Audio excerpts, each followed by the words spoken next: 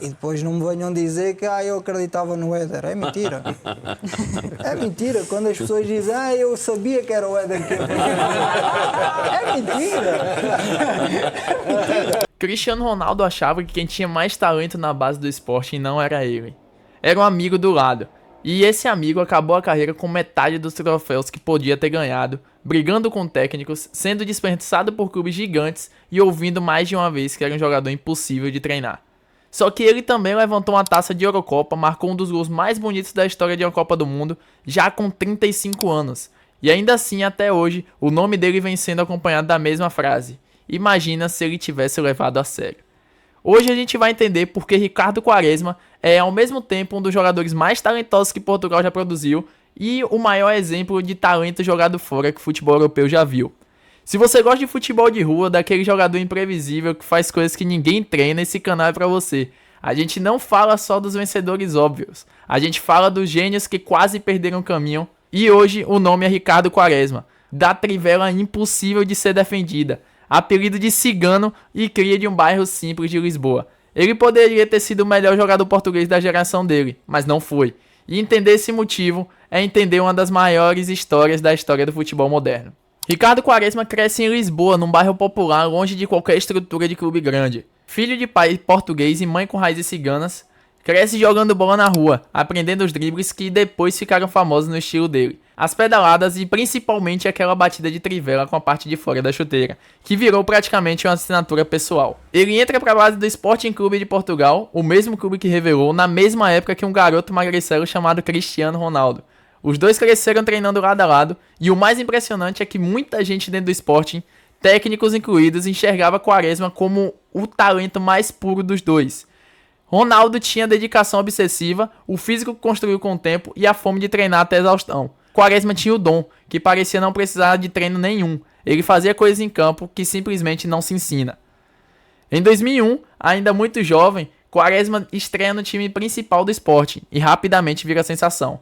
Ele joga com a liberdade que encanta a torcida, tenta cada jogada impossível que passa pela cabeça e a expectativa em cima dele cresce rápido demais. Rápido demais mesmo, porque em 2003, com apenas 20 anos, o Barcelona decide contratá-lo. A ida para o Barcelona parecia o passo natural de uma carreira que só ia crescer. Ele chega no clube catalão com mais expectativa em cima dele do que de Ronaldinho Gaúcho, que tinha acabado de chegar também. Só que o que era para ser a confirmação do talento vira o primeiro grande sinal de alerta da carreira dele. Quaresma joga pouco, some em meio às lesões, não se adapta ao esquema de jogo do holandês Frank Rijkaard e, o pior de tudo, declara publicamente que não queria jogar enquanto Rijkaard fosse o treinador do time. Pensa nisso, um jogador de 20 anos contratado a peso de ouro decidindo publicamente entrar em guerra contra o próprio treinador, em vez de brigar por um espaço dentro de campo. E isso custou caro. Ele nem disputa a Eurocopa de 2004 por conta de falta de ritmo de jogo, o mesmo torneio que ajudou a lançar Cristiano Ronaldo como estrela internacional. Enquanto o amigo de infância decolava na seleção, Quaresma ficava de fora, encolhido num banco em Barcelona, brigando com o próprio destino. Depois de uma única temporada praticamente perdida, o Barcelona desiste dele. E aqui já dá pra ver o padrão que ia se repetir a carreira inteira. O talento nunca foi questionado, o problema sempre foi o resto. Em 2004, Quaresma volta para Portugal, dessa vez para o Porto, dentro de uma negociação que na prática trocava ele pelo meia Deco, que ia reforçar o Barcelona, que 2 anos depois ganharia a Champions League com Ronaldinho eleito melhor do mundo. Parecia mais um capítulo triste, um jogador rebaixado devolvido para o mercado português depois de fracassar num gigante europeu. Só que foi no Porto que Quaresma finalmente floresceu. Longe da pressão de um clube do tamanho do Barcelona, ele reencontra o próprio jogo.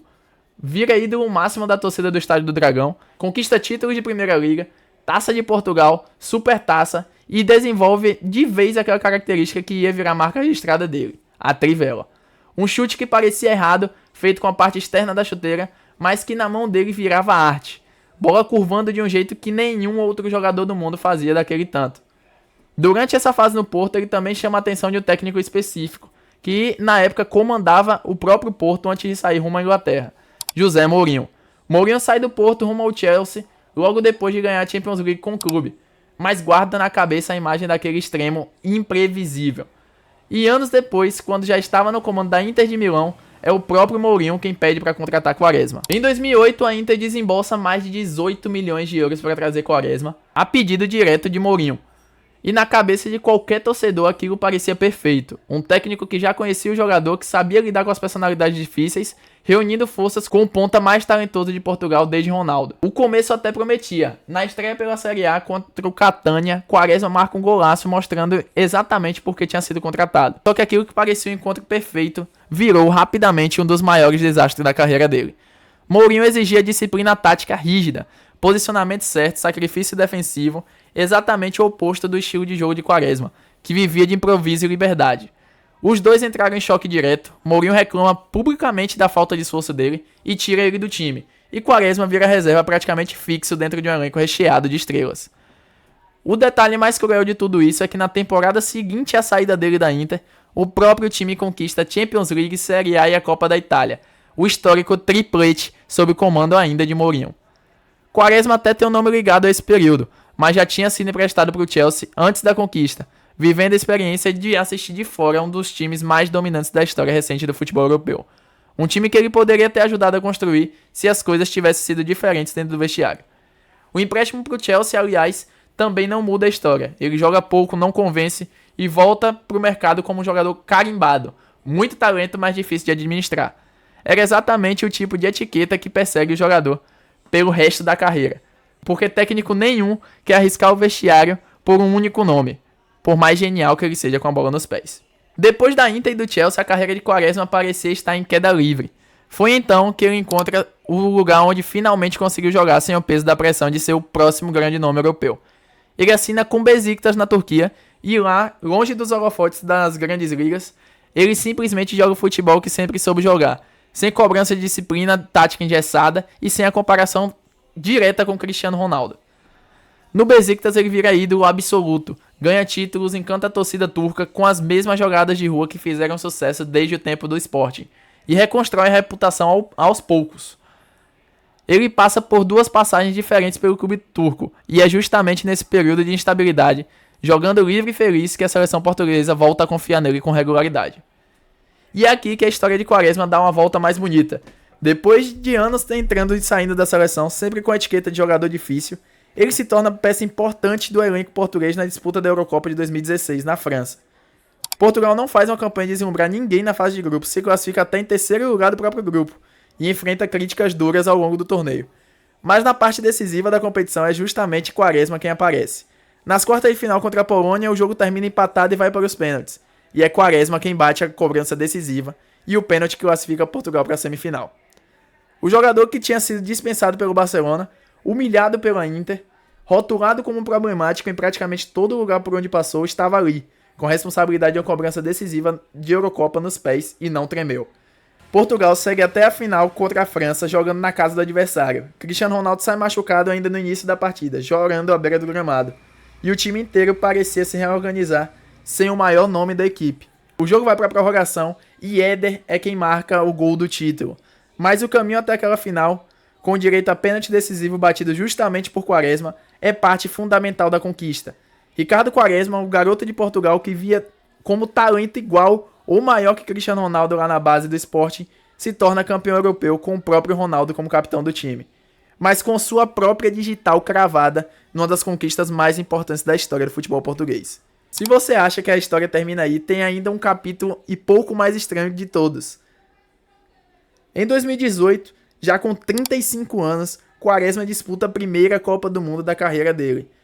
No torneio realizado na Rússia, e contra o Irã, ele produz um dos gols mais bonitos de toda a competição. Recebe uma bola na entrada da área e, sem nem pensar duas vezes, bate de trivela com a parte externa da chuteira. E a bola faz uma curva impossível para o ângulo do goleiro adversário. Um gol de assinatura, o tipo de gol que só ele, entre todos os jogadores do mundo, sabia fazer com tanta frequência. Depois disso, ele ainda segue carreira, ainda passa por Casa em Pasa, volta a Portugal para fechar a trajetória no Vitória de Guimarães. Mas o gol contra o Irã já tinha sido selado de vez a imagem de que o mundo guardaria ele. O jogador do drible impossível, do chute impossível, que conseguiu, mesmo depois de tantos tropeços, um lugar de destaque na história recente da própria seleção portuguesa. Ricardo Quaresma termina a carreira com 80 jogos pela seleção e 3 Eurocopas disputadas, uma Copa do Mundo e um título europeu de seleções, títulos de liga em Portugal e na Turquia e uma Champions League que ele nem chegou a levantar porque saiu da Inter pouco antes da conquista. É uma lista de títulos boa, respeitável, mas quando você olha para o talento bruto que ele tinha desde garoto, parece pequena demais. E é exatamente essa razão pela qual o nome dele carrega até hoje esse rótulo de talento desperdiçado. Não porque ele não conquistou nada, ele conquistou bastante coisa. Inclusive um título que muita gente boa no futebol nunca chegou perto de ganhar. Mas porque em cada momento decisivo da carreira dele, no Barcelona, na Inter, dentro dos vestiários mais exigentes da Europa, o próprio Quaresma foi o maior obstáculo para o próprio talento. Brigou com o técnico quando deveria calar e jogar, recusou disciplina tática quando o momento pedia sacrifício e só encontrou de novo o próprio brilho quando saiu da pressão dos grandes centros europeus e foi jogar livre, sem cobrança na Turquia. A lição que fica não é sobre talento. Talento ele sempre teve de sobra, provavelmente mais do que 90% dos jogadores que chegaram mais longe do que ele. A lição é sobre o que você faz com esse talento quando o ambiente ao redor exige mais do que o dom natural. Exige humildade, adaptação e exige engolir um orgulho em momentos difíceis. Quaresma aprendeu isso tarde demais para virar o melhor jogador do mundo, mas aprendeu a tempo de virar campeão europeu e de deixar para sempre um gol de trivela guardado na memória de qualquer pessoa que já viu ele jogar. Agora, se você quer ver outra história de talento que quase se perdeu pelo caminho, o próximo vídeo do canal também vai te prender do início ao fim.